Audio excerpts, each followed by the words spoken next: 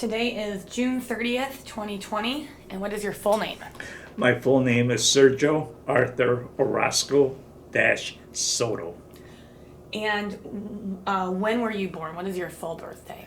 My birthday is January the 1st of 1945. And where were you born? I was born in the central part of Mexico by a little town and the state name by Guanajuato. Central part, a historic little town. And how long did you live in Mexico? I lived in Mexico for about maybe 8 years at the most. And then later on, I came to the United States. And how did you make your way to the United States? How did you get here? When I got here, it's a little story here. My dad was born in the United States in Des Moines, Iowa, or a little town called Valley Junction, Iowa. My grandfather, and he worked for the railroad, and in those days, I guess they used to cross the border back and forth, I'm not sure. My uncles were born in Des Moines, Iowa, and two of my aunts were born in Des Moines, Iowa. Then my dad started hanging around with my dad working for the railroad, and they went up on through Mexico and whatever. And to cut it short right there, really, after a while, my mom came back to the States, married, and they came to the States. They lived over here for a little while. They worked. She came here legally, and they worked, saved money. And the next thing I know, they went down to get us, to pick us up, to bring us back to the States. So we wound up going to El Paso, Texas. We stood there for, I can't remember how long, just to fix our papers, get our little green card. Once it was done, they told us right there, whatever you do, don't go back to Mexico until you get your green card. And from there on, came to the States, and no, I did not swim the Rio Grande, and I did not swim the Rio Bravo, because I couldn't swim at that time. I was a little rat. But anyways, from there, we went straight to Chicago. That's where my folks lived. And that's where I went to school, and I went to a private school all my life. And 1 year of college in the University of Texas, El Paso, trying to be a history teacher, but that didn't work out. The reason is history teachers are dime a dozen, and I love history, world history, all kinds of history. It's beautiful. Once you get to know about it, read about it, it's beautiful. Then after that, fine, come back in Chicago and started a little job. The next thing you know it, I had it registered because of not being a U.S. citizen and all that. We had the same kind of law that required us to register for the draft. Mm-hmm. You did not only have to be a U.S. citizen, but if you're here legally with a green card, you did have to register. So my brother and I registered, and the next thing you know, time passed by. My brother got called in. We dropped him off downtown Chicago. Everybody's crying. Later that afternoon, we got a phone call that he was a sergeant. But in reality, that SOB never did go in. They kicked his butt out. He never made it. Why did they kick him out? They kicked him out. He just didn't pass. He never said anything. Well, they didn't want me. They said he couldn't pass. But I really don't know. All righty. Time passed by, and here I come moved to Michigan when I worked in Chicago. Later on, I moved to Michigan and moved up here in a little town called Glen. I started working in South Haven at the S.C. Overton Company making rifle stocks, Remingtons and Rugers, and I was even making M14 rifle stocks. But I didn't know I was making one for me. But anyways, worked there for about a year, went home. The next thing you know it, I got a little letter saying, "Greetings from the President of the United States. You are hereby to report to local board number 18 in Chicago, Illinois on Clark Street." This is, uh-oh. Do you remember the date or the year, month, or anything? That was in September of 65. It was around the 21st, if I remember right. And fine, they sent me a ticket, went to Chicago, and I says, oh, well, since my parents, my dad never made it in, and my brother and my cousins and whatever, nobody made it. So I says, Artie, you're not going nowhere. What a mistake. I was the first one in line. Welcome. But hey, that's the way it was. Mm-hmm. But I didn't mind it at all. At first, I didn't care. Then after that, I just went to Fort Knox. for my basic training. And so since you were drafted, you went in the Army, correct? Correct. Okay. I was in the Army, and I was sent to Fort Knox. That was in September, and I was in basic training with Delta 16-4. I still remember that because they drilled that in your brain. But otherwise, it stood there and passed it pretty good. And I'll tell you, that sergeant that I had was a Southern. I ain't gonna say the other word, but he was a real Southerner with no teeth. And try to understand a Southerner with no teeth making the commands, it wasn't easy. And then to top it all, every time there came some kind of little fights or whatever have you, with your pogo sticks or whatever have you, the only thing that guy would say to me and to my other three friends, remember the Alamo. They all get their six, and here we are all going at it. But it was comical. There was nothing bad, okay? Don't get me wrong. No. It was just comical. And the other thing I was told, too, by the company commander there at Fort Knox, he was a Captain Goodpasture III. He informed us, there was 5 of us that were not U.S. citizens, but here legally. So what he did tell us is that since you're here, you're not legal, you will be treated like everybody else. There is no special treatment. And that is true, we didn't have no special treatment. But he also said we could not leave the country under the status of what we were, non-U.S. citizens. So we could not leave the country. If we're going to stay, we were going to stay here in the States somewhere and ship us somewhere in the States, but not out of the country. So, okay, fine. Finished my basic. Turned out pretty good. Had a good time with my friends. Always getting in trouble one way or the other. But, I really enjoyed it. The next thing you know it was around Christmas time, and they sent us home for 2 weeks for Christmas and New Year's. Then I had to report to Fort Leonard Wood, lost in the woods. I think that is the worst post there is in the States. I hope I'm wrong. But anyways, in the middle of nowhere. And there's where I took my advanced infantry training, for which I became a combat engineer, heavy equipment operator, combat engineer. And did my regular weeks on that one, did it pretty good. And finally, I had a big brawl right there. That was a bad one, though, really. It was the Marines that did it. They started it, really. You see, we used to go out in the field. They had big field tents out there. And, the Marines always seemed to get the top priority. We were the low guys there, according to them. And they were in our barracks, and they were telling us what to do. And I'm over there, I wanted to throw a shoe at these guys, but I couldn't. All right, we're out there in the field, and what happens? They come in for us to eat. So they sit on one side, and they're eating out there and whatever. So they get all done. Then they tell us we can come in on the other side and sit and eat. So we grab our trays with food, set it in front of us. And there's a salt shaker and a pepper and salt shaker, the pepper shaker. So I go like this, and man, I'm hungry. And guess what? Salt, pepper, and all that stuff all over my food. My friends around was the same way, and they all laugh. And the guy in front of me, he just going on and on. So I told the guy, I was hungry. Why'd you do that for? He just keep on laughing and laughing, and I'm over there getting angrier and angrier all the time. Finally, I told him one more time, it's not funny, guy. I was hungry. He says, hey. So I got up like this, and then I says, you think that's funny? He said, yeah, it's funny. You don't like it? Well, I'll tell you. I grabbed a tray, boom, all over him. The Marine was all full of food, okay? And so did the other guys. And the little fight started there in the tent. They finally got us under control. The following day information, captain walks in. We're all in our bunk bed area. The captain walks in, and I understand there was a little issue there yesterday. It's going on and on. And does anybody know who started it? And everybody just kept their mouth shut. Nobody said a word.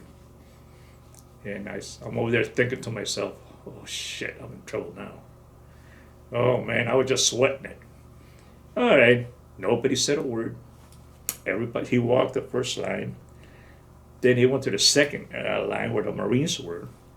And he almost was out the door when one Marine guy broke the rule. Sir, I know who started it. And I went like this. Oh, shit, I'm dead. Captain looked at him, just shook his head, kept on walking outside. And that was it. The reason he walked out right there, because he knew the Marines were going to beat the shit out of his stoolie, for which they did.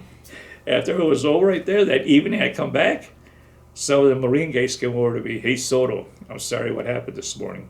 But he won't do it again, believe me, he will not do it again. I looked at the guy, man, he was beat up bad.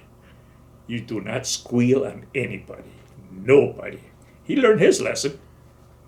But anyways, it turned out pretty nice there in AIT, graduated pretty good, heavy equipment. Do you remember when you finished AIT? Oh, that was in February, I think, Of of 66? 66. Yeah.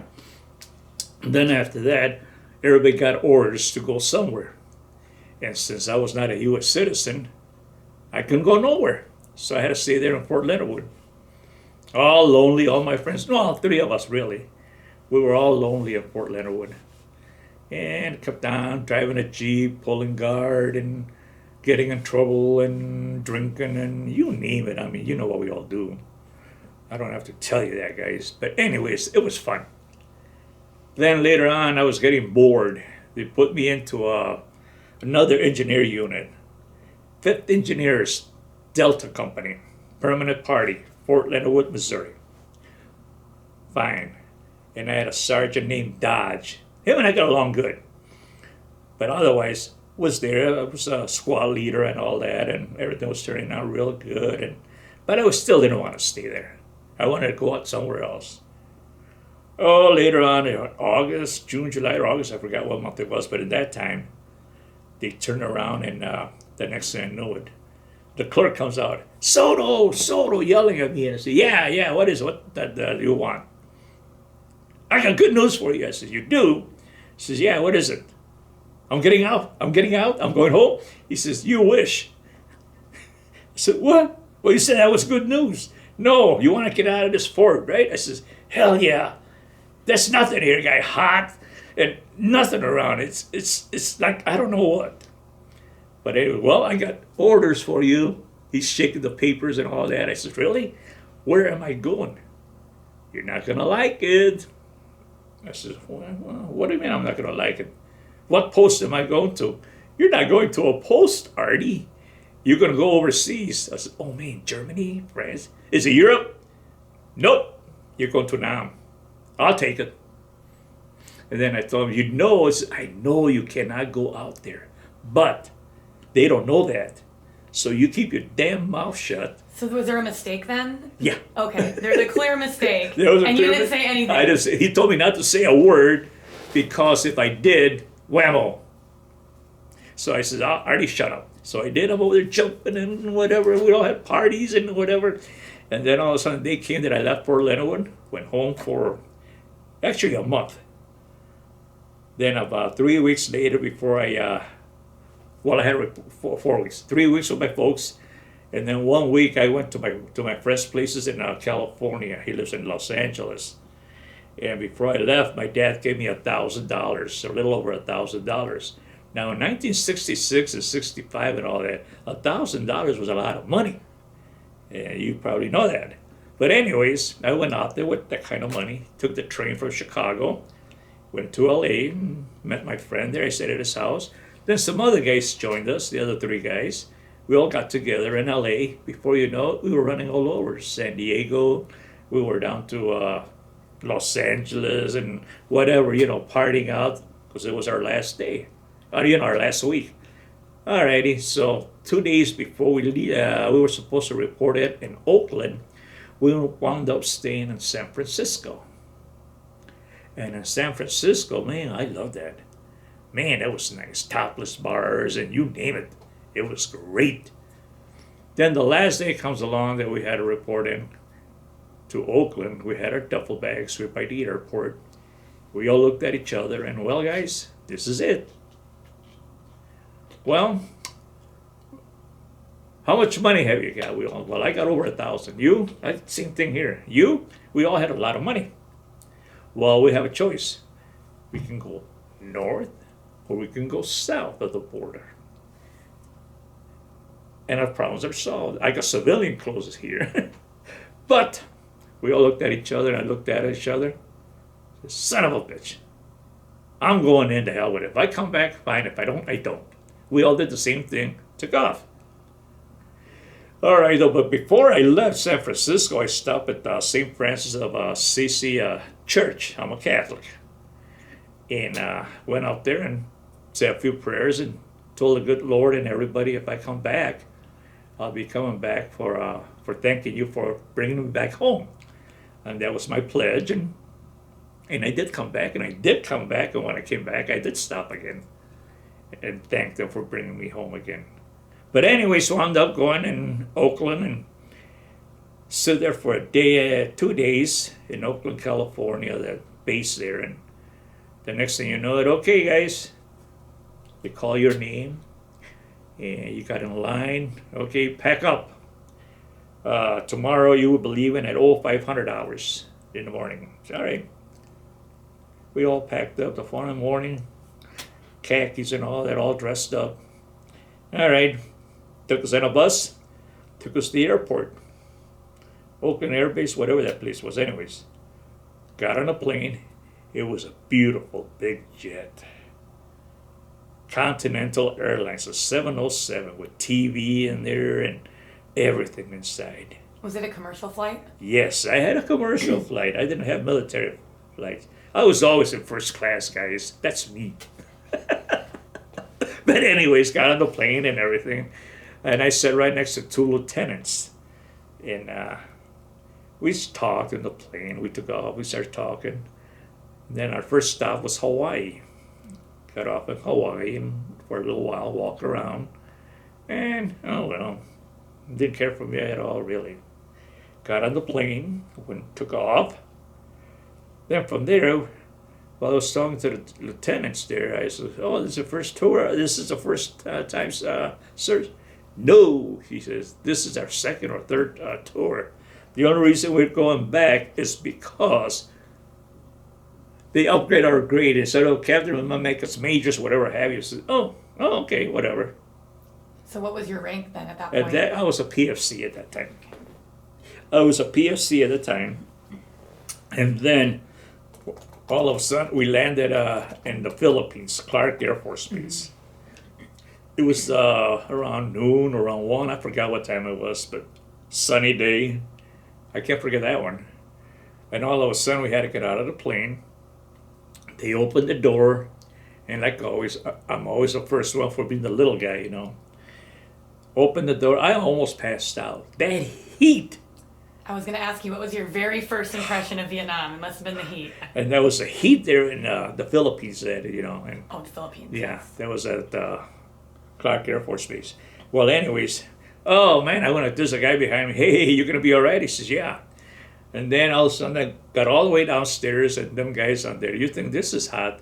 Wait till you get to your destination. And I said, you're kidding. He says, nope, you're going through. Oh man, I said, geez. Got inside, cool off, had a drink, had something to eat, and then a little bit later on, got back on the plane.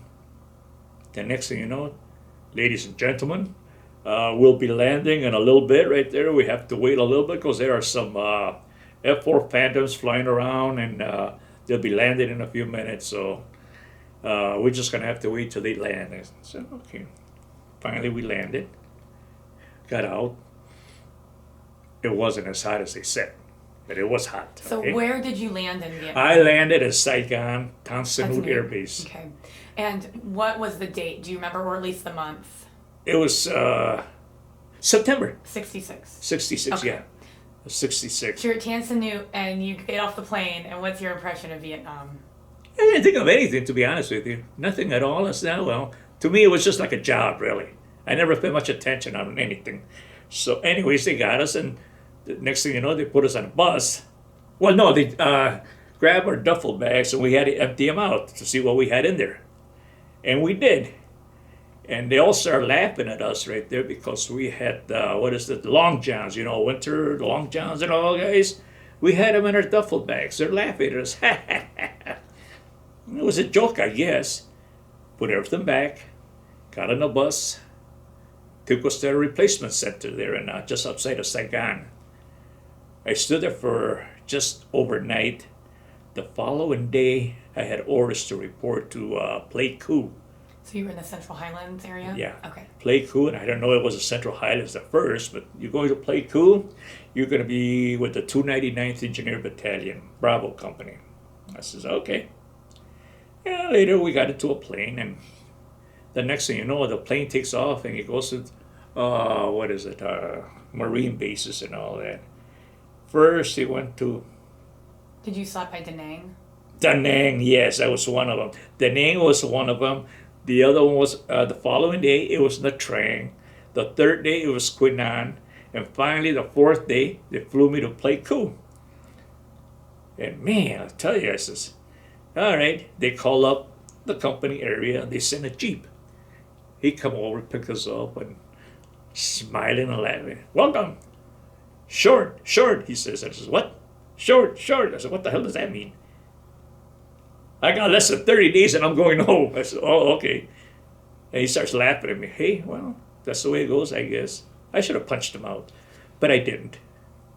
But anyways, him and the other guys, we got on the Jeep. We went up there, and here I am, the first one up there with the first sergeant, who's a cool sergeant, a good sergeant.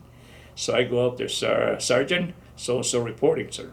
He looks at me and he says, where the hell have you been? Sir? Sergeant? What? Where have you been? You're AWOL. What do you mean AWOL? You were supposed to be here 3 days ago.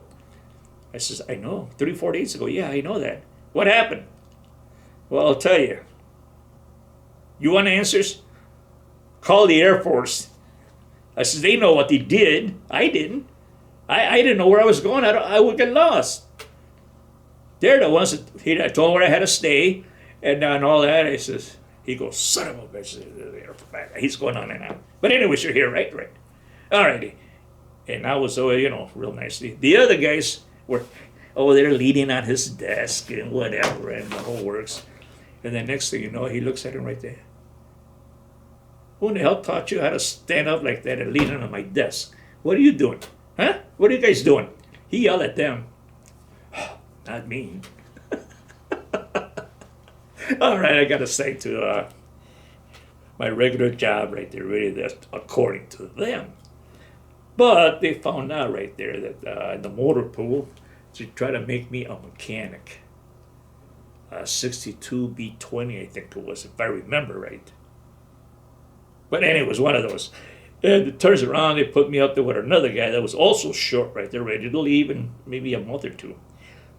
And the guy says, okay, Soto, we're going to take the brakes off of this one and so, and do this, do that. I looked at him and says, what? Well, brakes, you take care of this. I says, I can't remember his name. That was long ago. But I told him, I'll be honest with you, I don't know anything about mechanical work. You don't?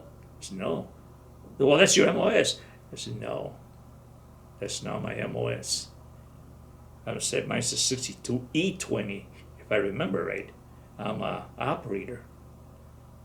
Heavy equipment operator, but not a mechanic. I says, I don't know how to take brakes here and how to do this and that. He goes, takes his hat off. You're kidding. I said, nope. He kept me for another day, found out for sure that I wasn't. So they kicked me out of that area. Then they put me out there to use an air compressor, the big giant air compressor. I was the operator on that one. All I had to do was start it up, hook up the hoses, hammer, whatever they needed, and that was it. Just sit there. I wouldn't even work those darn things, have me a beer or whatever, while everybody else worked. Like you see, guys, I had it made. All right, time passed by, and we were down at this one job area, downhill on a slope like, and the air compressors are huge, 2-3 tons, whatever. And one person can't carry that. But anyways, the trucks would put me all the way down in a slant area, hook up the hoses and all that. All righty, guess what? We got attacked. The trucks were gone, only a few of us around. And the next thing you know, yeah, then all of a sudden, soldiers came over and up us out. Then the next thing you know, the trucks come over and haul the air compressor up to the company area. And then I got my ass chewed out. For what? For not hauling that air compressor up to the company area by myself. Me hauling 3,000 or 300 pounds, whatever have you. And right away they were going to court martial me, and I don't know what the hell they were going to do. He reported me to the first sergeant. Then the first sergeant got a hold of me and asked me that. Well, what happened? And I told him, you mean you didn't have no vehicle to haul that up there? I said, no. They left me down there with the Seabees. Some Seabee was there at the time. We were working on some drainage or whatever it was. And they were using my equipment. I says, and they left me there. The trucks took off. You know how big the air compressor. There's no way in hell 5 or 10 of us can carry that up the hill. And that was it. Next thing you know, they come over. I don't know what to tell you, guy. What did I do wrong here, Sarge? Come on, help me. You didn't do a damn thing wrong. Wait till I get my ass on that son of a bitch. We chewed that sergeant out. Artie at it again. Oh, I had a good time. Then after that, that was in Play Cool. I was there for 5-6 months. I can't remember. Yeah, 5 months. So you were there, you arrived in September 66. Yeah. You spent the rest of 66 in Play Cool. Yeah. Okay, and then in what month did you move away from Play Cool? Do you remember? Play Cool, it was the following year in June. June the 21st or 22nd. Of 67. No, before that, yeah. If I remember. It was before that, if I remember right. But anyways, I was there in Play Cool, and we did all over the place, build bridges. We even built a TV tower there in Play Cool, and some other bridges. We used to go out there in the middle of the night, and sometimes it was rough out there, guys, because as a combat engineer, nobody would support us or give us the help or send anybody out there, especially at nighttime when it's raining. You know how monsoon season is, and we're out there, have to do our own battles, our own fights, because nobody would support us. Nobody. But yet they wanted a bridge fixed. Well, we did what we had to, yeah. We lost a few people there in a few areas, but, you know, that's the way it goes, I guess. While you were in Play Cool, did you ever work with any ARVN soldiers? No, I did not work with any, no. Did you at any time in Vietnam? No, we did not work with any ARVNs. But we did have there for a few days was Koreans. Now, on those Koreans, guys, you don't want to mess with them. They don't give a shit about nothing. They don't have a soul the way I look at it. To them, if they kill, you don't want to see it. I don't want to even tell you. They're bad, okay? The Koreans were bad. So, but they only lasted a few days, then they were gone. But that was the only ones that we had. And then we had the Mountain Yard people. Those, it was like Indians, like South American Indians that you see them in the jungle. Like indigenous people? Yeah. And okay, they were the superest nice people, better than the Vietnamese people. Them people out there, they will come out, they see you, whatever have you, they bow their heads and invite you to their village. They'll have something to drink, have a meal and whatever. They were real friendly. And not only that right there, they were dressed well. The guys only had a small piece covering down there, but you still could see it. The women, the same way, a little piece down there and nothing on top. They ran around, like I said, 99% naked. But I'll tell you, those people were super nice. I really can't say anything negative. They had their villages clean as a whistle. Better than the regular Vietnamese people. They were clean, but they looked rough. What did they think of the Vietnamese civilians? Did those two groups get along? Not very well. Why don't you think so? Because they always made them less. And like they were like pigs, dirt, or whatever have you. But they were, like I said, clean people. The only way is they look kind of bad. But like I said, you went to their villages and all that. Interesting. You know, it's kind of different to explain. People say, yeah, really? Are you sure? That's the truth. Some people can verify that, depending where you went, I guess, too. But no, where I was in Play Cool, yeah, they were very good. So after you leave Play Cool in 67, where were you sent after that? Well, if still, what was it in Play Cool? That's where the first little incident happened. I lost a very good friend of mine at a laterite pit.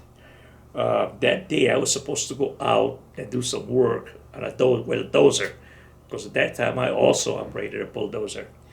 And they're trying to take me out to the laterite pit. But that day, if I remember right, I had 3, 4 days without any sleep. And the next thing you know it, I had to go out there. Art, you got to go. Soto, you got to go out. I says, okay. But the other guys and the sergeant says, no, no, no, no, you stay. You need some rest. Go to sleep. Go to bed. Over there. All right, went. Some other guy took my place. And a very good friend of mine right there. He turns around right there, and the other guy's right there, and they had some other guys in a 3/4 ton truck. Then on the way down, they hit a landmine. My poor friend, he didn't make it. His whole body hit the landmine. His body was all shot, and he looks at you and he says, help me, what can you do? Nothing. You can't do anything. The other guy was gone. The other guy's blown off. Man, I was angry, but that happens. And that really hurt. But anyways, that incident happened. It was ugly. The next thing when I was, like I said, Artie, get up, Soto, get up. They gave me all the info too. I said, yeah, I know. But it was ugly on that day. That was in May of 67. Did you feel that when you're at Play Coup that anytime you guys would be under attack, was it typically VC or NVA? Or I would say NVAs. NVAs, yeah. There where we were, we had some guys doing haircuts, giving us haircuts and all that. And we used to go get haircuts from them. And at nighttime, we used to have raids and all. They would be trying to get in. And we go out there with our rifles and start shooting, whatever have you. The following day, you wake up. Well, after they give the okay clear saying, we went back, then the other guys took over. They would go out there by the fence and look around, see what it was. Some of them guys right there were other guys that were giving us our haircuts. Believe it or not. Yeah, it was something else in that. You never knew who was going to be your enemy, but a lot of the guys were. Did you ever have any anxiety or fear over distinguishing a South Vietnamese civilian from VC? Not really on me. I don't know. I just took it one day at a time myself. And they all looked to me the same, but you never knew right there, really. Mm-hmm. Yeah, but you had to be careful. You were never alone. At least I was never alone. I always had somebody coming with me if we went to town, went to the PX, or did whatever we had to. There was always somebody with us together, 2, 3, 4 of us in a little group, but not alone. Not alone. So, and then we met a lot of people, and they thought we were okay, I guess, but we never got into any conflicts in that. So in 1967, the U.S. is really increasing the amount of troops in Vietnam up to 500,000 in 68. So you're part of this buildup. And right. Could you feel that buildup, like just that sense of, American soldiers pouring into the country? Well, you can feel it because all of a sudden you see some empty areas here and there. The next thing you know, a lot of companies coming in, infantry and the Air Force in the other area. Mm-hmm. And then you have Camp Holloway. You got the radars at that one new airstrip where we helped build. And you could see there was a lot more soldiers coming in, a lot more. So what was your thought on the war? I mean, you're drafted, so you're sent over, and did you agree with the war? Did you not really have any thoughts on it? You're just doing a job? What are your thoughts on kind of the controversy of Americans in Vietnam? Well, at first, it didn't bother me at all. I thought I was just doing a job, and I had nothing on that. Because really nothing, just for my friend that got killed, some of my friends that got killed there, and we had some before in some other companies there, but, it's whatever. But anyways, no, I just kept on doing my job. Everything went cool yet. I took a vacation, went to Japan for a couple of weeks, come back, R&R, and had a good time there with my group there in Play Coup. Then we started working from Play Coup to Khartoum building bridges. Or let's put it this way, fixing bridges. They were blowing them up all the time. Come back. Then go to another area, Embleton, here and there, then back to Khartoum again to fix the bridges. The third time we went to Khartoum, they told us to pack up because we were not going to be coming back right away. So I thought we were going to be staying in Khartoum. Wrong. From there, we fixed the bridge in Canton, and then we went straight north to Dacto. Then Dacto, there's where everything did turn out to be a different story. From happiness to ugliness, let's put it that way. And so, do you remember approximately what month you were sent to Dakto? September. So you No, wait, I'll think about it. June. So June. So now you've been in country since September. Right. And now you're in Dakto. So feel free to share whatever you want about Dakto, about your experiences there. What was that like there for you? In Dacto, I started off right there by doing work. It was a beautiful country, really beautiful place in that area, mountains and rivers and what. It was beautiful.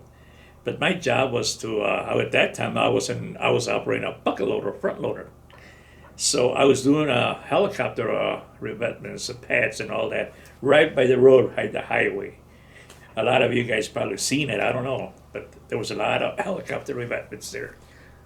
That was me working on them, and I used to get those guys out there, those warrant officers come out there. Hey, you leveled this out real nicely. I want them all. Can you? I did quite a bit for them guys and whatever. Then on what day was it? The 22nd of June, 21st, 22nd of June, I was working, and the next thing you know it, this one guy comes over and he says, Soto, tell me to stop. So I stop. Then he points up the hill. Hell broke loose that day.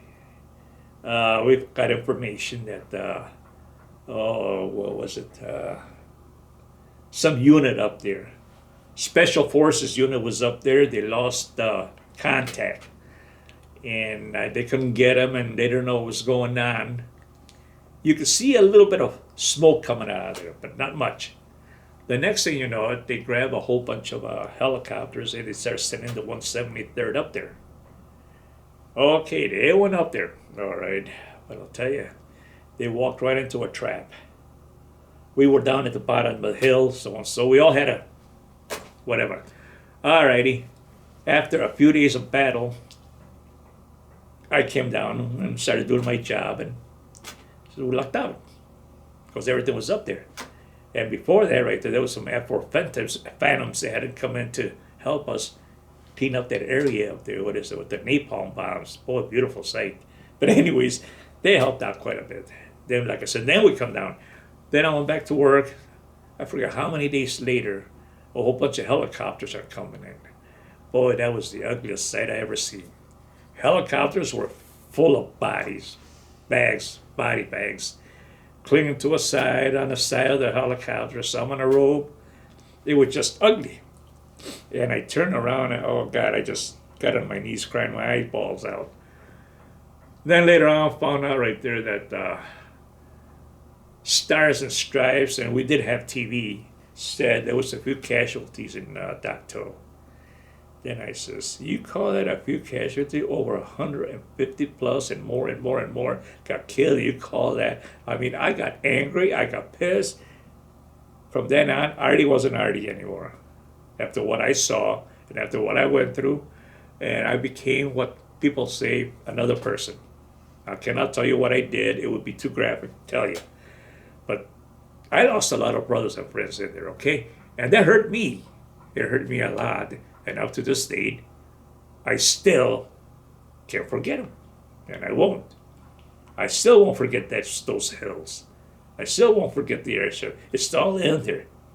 It's all in. It was hell. And then there were some other battles involved, here and there. Oh, gee, I can't tell you all of them, really. So did you find that Dakto was hotter than Pleiku? Oh, climate-wise? Well, not even climate, but just with contact with NVA. Oh, NVA completely. You see, Dakto was a mountain range. I don't know how far it went down east. I can't recall because I don't remember. But I know if we were at the range, mountain range, from Dakto area, it went all the way to Laos, Cambodian border. And that was all Ho Chi Minh Trail up there. Okay? The other town that was close to Cambodia and Laos was Ben Het. Ben Het, right, they used to get hit so bad all the time. Some of us engineers had to work to build roads from the 299 in that area also. I didn't get a chance to go to that one. I had to stay in the airport to help in the airport. But a lot of guys went over there, and I'll tell you, it was something else. It seemed like every day There was one fight in this section, another one over here. Hill 875, one of the deadliest. Found out that there was not a damn thing on top of the hill, and everybody killed each other for no reason at all. I was pissed on that one too. Why do you go take a hill when there's nothing on the hill? Well, that's a good question because they did that all throughout the war. Yeah, a lot of stuff didn't make no sense at all. I wish people could see what really went through in Dacto area. Dacto area was bad, all the way. Pleiku was heaven, really, compared to Dacto. And so your time in Dacto, did it change the way you viewed American involvement in Vietnam? It did right there. So those son of bitches don't have to come over here for what?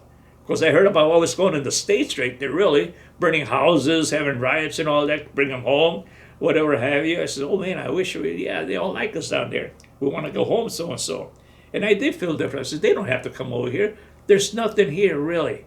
What are we fighting for? I says, they send us out in the fields for it to fight? For what? Especially us in the hills and all. There's nothing in the hills. Mm-hmm. And I said, no, that didn't make sense at all to me. So in your time at Pleiku and Dacto, did you ever feel, or did you know if you were exposed to Agent Orange? No, I was not. All I know right there is that when I went there, the whole country of Vietnam was already sprayed with Agent Orange. Okay. So we just got in there. Some of us that I know did get very sick on that. I've seen quite a few people in the hospital. I went up in the hospital in Quy Nhon, and I seen some guys in there, and they had malaria, whatever you call it. That poor guys right there, they had them in tanks or tubs full of ice because they were hurting, and it was sad. Then I went through the corridors, and you see some of the guys right there, kind of no hands, no this. Sir, hey, can you give me a hand? Can you write a letter? I felt sad helping them, but I did. And that was in Quy Nhon Hospital. And, but no, Dacto, it was bad. And so you get to Dacto in June, and how long are you in Dacto for? I got out of there in, September. Okay, so you hit your year mark while you were in Dacto. But this is a little personal, okay? Now, I did stay longer. But Army paper, I ain't even going to go through all that. I did end up staying over, okay? The MOS that I had, I was, a front loader operator. And when I was in Dacto, everybody was leaving back here, back and forth. I couldn't leave, so they extended me. But I didn't get nothing out of it or whatever have you. But that's what happened, and I don't really want to, but hey, I did what I did and what I had to do.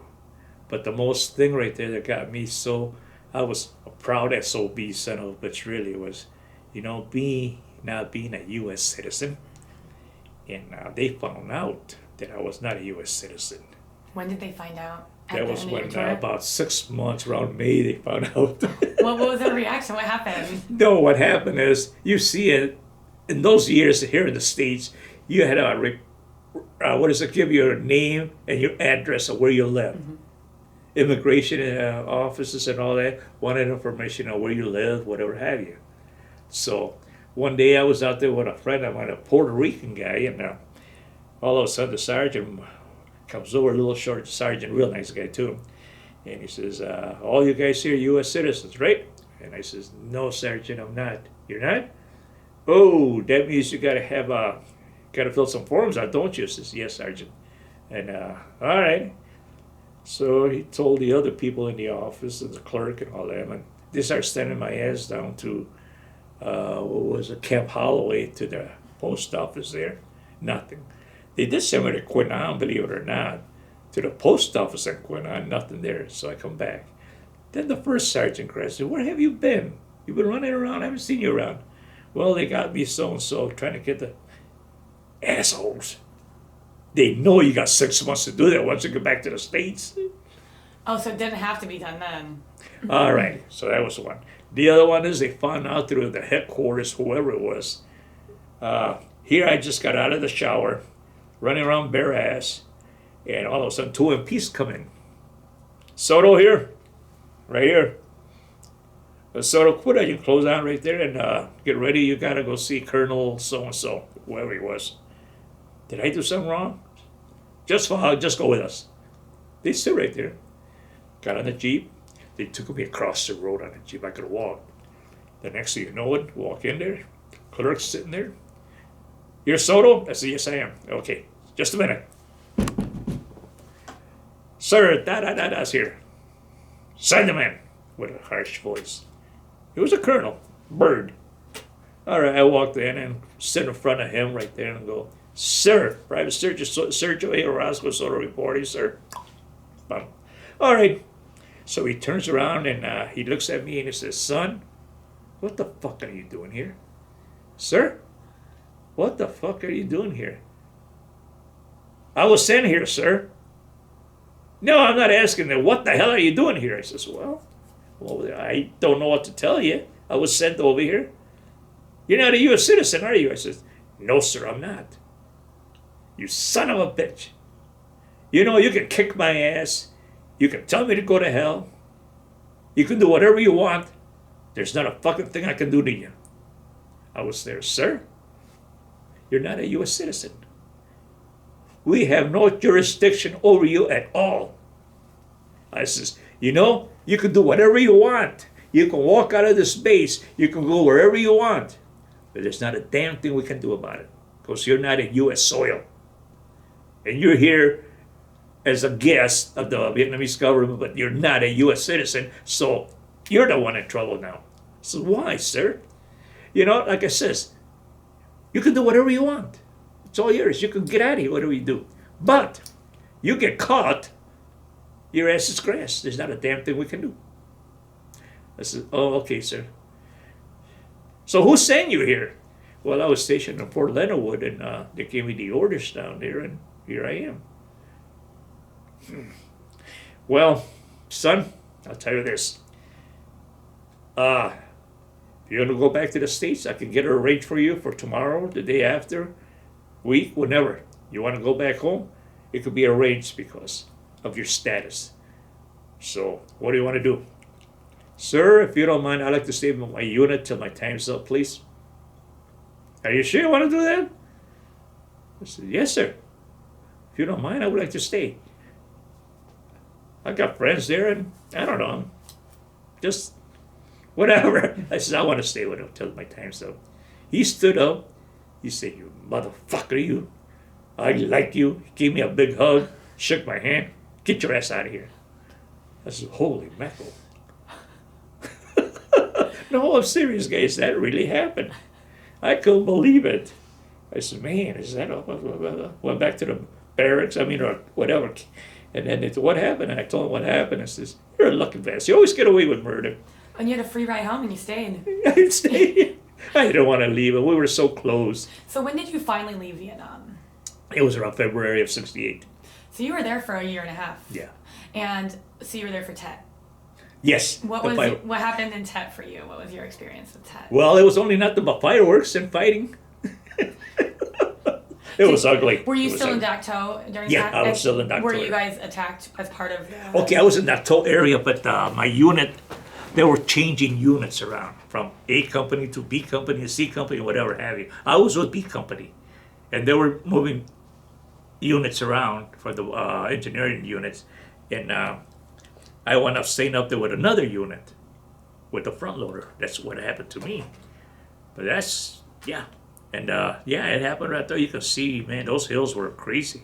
Like you could just see it all over. All over the place, yeah. I mean, 100 It was cats. like the 4th of July, believe me, it was. All over the country. Was it scary to see it? Or... Hell yes, it was. Oh, shit. That's the worst I seen over there. They're burning all over the place. So you pretty much get to leave right after Tet. Yeah. In February. And so what do you do when you leave the country? Where did you go through, and how did you get back into the country? Okay, when I got done with all that, I wound up going to, Cam Ranh Bay. Okay. I went to Cam Ranh Bay. I stood there for 2 days and got my papers and everything. I came straight home, though. I did not go to another base. I came straight home, went to Cam Ranh Bay. I'm in Cam Ranh Bay, stood there for 2 days, and got on a plane. It was late in the afternoon. I won't forget that either. That was whatever date, I can't recall. It was February the 15th, I think it was. Whatever. But anyways, got on a plane.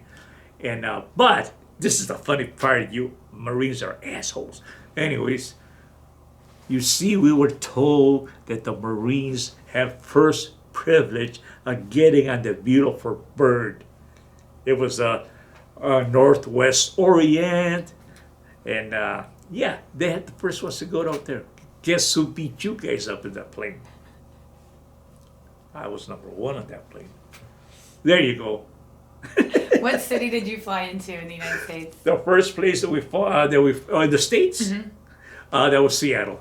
And So did you fly a commercial flight into Seattle? Yeah. And then what was it like coming off the plane? Did you experience like any negativity from people or?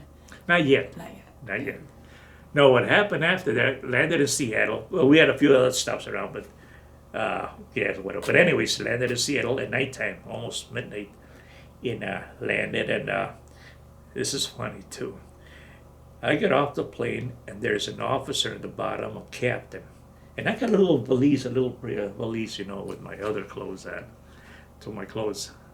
And then the next thing you know right there, that, yeah, it was the captain. He grabs my little valise, shakes my hand, welcome home, bro. Welcome home. So salute us, says, nah, don't worry about that. He grabs my suitcase. Did you know that guy carried that suitcase, talked to me all the way to the entrance of that, by the airport? Then he shook my hand and he gave me a hug. Thank you for your service. I says, wow. All right, went inside and we had to fill out a form so we were out of country. You're not a U.S. citizen, are you? I says, no. You got anything at all to prove that you're here legally? Coming from a plane and they asked me a stupid question. I says, yeah, I do. So I grabbed my wallet. I never lost it over there. And then I dig it out and I show him here. He looked at it. I don't know what the hell to say on this. Did he just let you go? He said, you're illegal. That's legal. I said, well, yeah. He said, whatever. Got in Fort Lewis, Washington, the post there. And I stood there overnight. The following day, at 3 o'clock in the afternoon, we took off. Went to Seattle. To Seattle, Tacoma Air Base, all of us, other people, I didn't know who they were, you know. We took a cab. There was 5 of us in the cab. We got to the airport. And we didn't buy tickets. We were standby, in other words, you know. Mm-hmm. So we sat out there and drinking, and people passed by, and believe it or not, they were the nicest people we had ever seen. They bought us drink. They thanked us for the service. They says, welcome home, soldiers, the whole works. It was beautiful. No problems there. Then everybody started taking off, and then I had my plane going to San Francisco because I made that promise to go to the church again and thank God over there that I made it home. Okay, went over there, landed in San Francisco. It was at nighttime, so nothing going on. Got up in the morning, did what I had to do, come back, got my stuff, went to the airport. Oh boy, everything started going right there. Shit, people out there, and I thought they were going to greet us happily. Eventually, it wasn't. They wanted us home, but yet they treated us like dogs. That don't make sense. Mm-hmm. All right, fine. Got to Chicago airport at O'Hare. Same thing. People over there, whatever have you. Hey, you stupid son of a bitch. I mean, it was just whatever. All right, he got out of there. Took the bus going home to Michigan. The same thing right there. When I got off the bus, there was one guy with a patch in his eye, and he's giving me all kinds of shit. That was about 6 o'clock in the morning. Finally, he got me so angry right there, and I just told him, if you don't get the fuck out of here, I'm going to break your fucking neck. I says, get the hell out of here. I don't want to hear. He took off, went, had some breakfast, started walking with my little case. Halfway down the city, some cars passed by, and some recognized me. Artie, is that you? I said, yeah, that's me. Come on, get in, I'll take you home. Got home, and that was it. So, what do you think? Well, first of all, let me ask you another question. How much time of your military service did you have left after you got home? Well, okay, I went straight home. I didn't have nothing left at all active. But I still had 4 years of reserve. Okay, and did you have to do anything No, with that nothing at reserves? all, no. Okay, No. so you're pretty much out of the. I was your already service was out, yeah. over. What do you think for you personally was the biggest way your service in Vietnam has impacted your life? Well, what impacted my life right there is dreams. Still bothers me in a way to think of what I saw, what I did, and it just keeps on and on and on and on and on and on. I wake up every day, I'm still there. During the daytime, I'm still there. Nighttime, I'm still there. So it just don't go away. Yeah, Doesn't go away. is this something you learn to live with? You have to learn with it. I go to the VA right now. I got a guy that's helping me out. I call him the shrink. He's a crazy guy. I call him a crazy shrink. We get along pretty good. He helps me out pretty good. And another way too, that's why he tells me to stay active. This way, get a lot of stuff out of my system in a way and stay active. Before, after I got out of the service, I went back to work for a little bit in South Haven. I quit that job and came to work in Holland, making boats for Chris Craft. And I started from bottom. I learned all the things that how to make the boats from scratch, out of fiberglass and how to put them and then send them to the line, and how to do molds and how to do a lot of stuff in there. Okay. After about a year working at the Chris Craft, I got promoted to a team leader, and also I became a union steward. AFL-CIO, they had a union. Then after a while, they took the not manager, but our foreman. They put him in the day shift, and they asked me if I would take the second shift job of his. I said, well, sure, let me try it. I'll see what I can do. Ever since then, that was in 68, 69, whatever, been promoted as a foreman, supervisor. Ever since then, I never have worked in my hands. See, they're still okay, because I never did work again. All I did was tell people what to do and fire them. I got one guy up here that I fired him. So tell me this: how did you get citizenship, or did you get your citizenship? Yes, I did get my citizenship, but that also was a pain in the butt. For some reason, I don't know if the government likes me or not. I went to a little town called Fenville. Some guys filled out my forms. And when was this? I can't remember that Okay. what year it was. That I can't recall. Fill out the forms, and then they told me that there will be some guys from Detroit going to Grand Rapids at that one building, federal building, whatever. So I went up there and took the test and all that, and I passed it right there. And well, all they tell you right there really is a little bit of history and a little bit of that and so and so. Do you know how to read, how to write? And but I passed everything, yeah. And okay, so the papers got in. They lost my papers. I got another letter. At that time, I was married. And all of a sudden, I got another paper from Grand Rapids that if I don't stop filling them, they were going to cancel me. Alrighty. So I filled them out again. But this time I had to send them $95, I think, with it. Yeah. So I put a check. I got United States Postal Money Order. Mm-hmm. So I got all the papers. I stapled it. All right, folded it up, send it certified, requested, whatever the whole works. I never got the whatever. Alrighty, they turn around after a little time to send me another one. Well, you got so many days to do so and so because we haven't got your papers yet. I said, what the heck?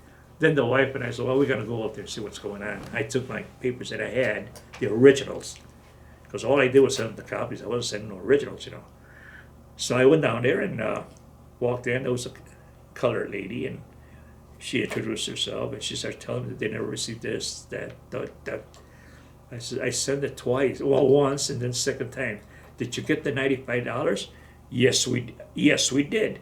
And I says, well, the papers were stapled to that. Now, who opened that up and who took the money out? The guy who took the staples off or whatever, you should be checking with him or her or whatever it was. Well, we ain't got it. And that started me piss off. I says, okay, if that's the way I want to be about it. I'm going to tell you one thing. I had enough of you and the rest. I'm going to go straight back to Holland, and I'm going to go to Mr. Hoekstra. I think Mr. Hoekstra was the representative here in Michigan, and his office is downtown Holland. So I'm going to go see him right there. Here I am. I worked all my life here in the States. I went to school, worked. I never begged. I never got anything. I never got any welfare or whatever have you. I always worked for my life, really. I just never did anything. Clean record. Serving the armed forces. I got a clean record and all that in the armed forces and whatever all over. This is honorable discharge, and I'm active in a few things here and there. And this is kind of crap that I get. It's not worth it, no. So what I'm going to do is I'm going to go over there and I'm going to talk to him. He says, I'll take these papers. You got papers there? I said, I sure do. Can I make copies of that? Copies only. So she took it, made copies. The next thing you know, she comes out right there. Well, oh, okay. I says, took off. Week later, I get a letter. Could you please report to Port Huron? Yes. So I went to Port Huron by myself this time.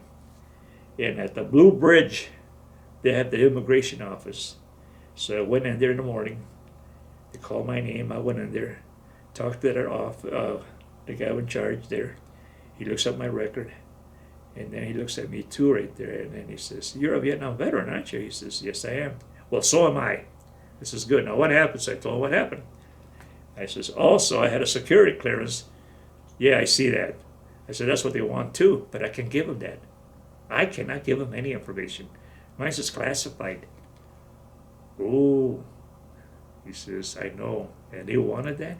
He got on the phone and called that lady up and told her, don't you ever ask for that kind of info. They got into it. The next thing you know, he turned around. He said, Sergio, just sign down here. And the only thing I'm going to ask you is go get your fingerprints done again. And we're all set. The next thing, you're going to get called to Grand Rapids to become a U.S. citizen. That was it. 3 months later, they called me up, come on down. That's awesome. But that's my story, guys. I wish it never did happen, but in a way, I don't know. A lot of people tell me that I don't know how I survived the tour right there for being out and not going crazy because of that. But remember, I said I was a foreman all my life and all that in management. So when you're in management, your brains works the other way, your crew, your department, and whatever have you. So that helps you out. Mm-hmm. The only thing that affects you a little bit is when you go home. That's the only difference, guys. And staying active was the key. I have one more question for you. Well, two more. So you get home in 68, you start working, get married, go about your life. Did you have any thoughts on the Paris Peace Accords in 1973 or the fall of Saigon in 1975? Did you follow any of that? I follow the peace thing and whatever. And what I understand, unless it was wrong, that they were supposed to do something for Vietnam so they wouldn't attack Vietnam, but the U.S. messed up. They messed up on their promise. Mm-hmm. That's when everything happened. Yeah. Were you sad when Saigon fell? Yeah, I was sad right there. Really, to see all the helicopters, people and all that right there trying to get the heck out of there. Mm-hmm. But like I said, a lot of people say, and I'll tell to everybody, we lost the war. No, we did not lose the war. Every battle we had in Vietnam, I never heard of any battle losing a battle. It was the government, Johnson and his crew, McNamara and whoever, those are the ones that lost the war, not us. I had one guy that came to one of our speeches here in town, one of the towns here, and he's up there. He was a general from Kentucky. He was out there speaking and all that, and at the end of his speech, he says, yes, ladies and gentlemen, we lost the war. I stood up and looked, and I got up, sir, we did not lose the war. You and the government lost the war. And you know it, so don't say we lost the war. Yeah. You could hear a pin drop. That's a common sentiment I hear in oral histories of Vietnam vets. Mm-hmm. And you're right, because you guys never did lose a battle. We didn't lose a battle. We won. Mm-hmm. My final question is, what do you think was the biggest legacy of the Vietnam War for American society? I mean, what lessons do you think the country learned and didn't learn about the Vietnam War? Them over there? Like the government, the American public. What do you think? How did it impact the way we view foreign wars after? I don't really they pay much attention. All I can tell you one thing is, I hate to say this too, but one of my my brother, when I first got out of the service, he took me to downtown Chicago. They were having a convention or some kind of a meeting, and I walked into the building there, and they were talking about Vietnam and some other countries out in Asia, and I turned around. I got a little pissed off right there because of what they were saying, that America's interest in Asia was the rice paddies and the rice and some other stuff. That's why the Americans were so and so, and that we were the bad guys and all that. I told my brother, "You son of a bitch, don't you ever do that again."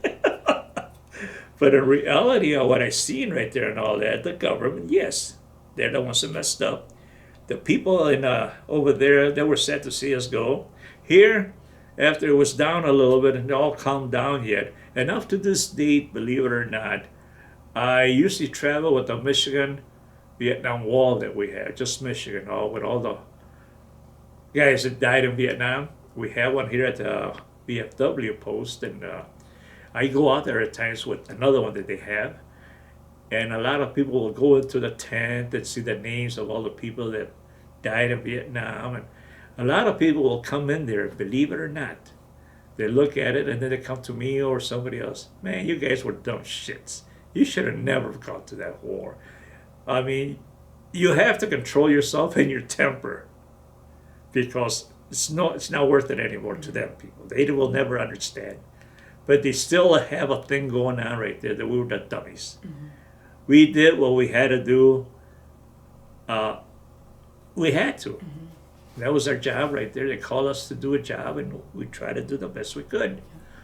But like I says, up to this date, a lot of people will still tell you we were assholes, shitheads, you name it. I hate to say that though, but it still goes on. I don't think it'll ever stop. Yeah. But that's what happened. The people here are still getting to be a little bit more better. I get more handshakes, more hugs. Thank you for your service. The days that were back when was way back when. So now we got their kids coming up and thanking us now. But the evil ones are gone. I guess I don't know. I don't know. Is there anything else that you would like to share about Vietnam or your experience in the military before I... The only thing I can really share about you guys to tell everybody is that Vietnam was a hell of a war. A lot of us right there did our job. I'm very sorry that a lot of my friends didn't come home, but never forget them. Mm-hmm. Never, never, never forget them right there. They did something special for all of us. I wish you could tell everybody that, hey, we did what we did, and we're proud of it. We'll do it again. And we're brothers. We help each other out. I could see some other guys, veterans, Vietnam veterans with a baseball cap on. I can go up there, "Hey, you asshole, how you doing?" Even though the guy don't know me. "Hey, you so-and-so." We talk to each other like we know each other. Mm-hmm. Okay, so all I gotta say is, I'm proud of what I did. I'm very proud, and I would do it again. Because what happened there, we all know, sad. Mm-hmm. Thank you so much for sharing, Artie.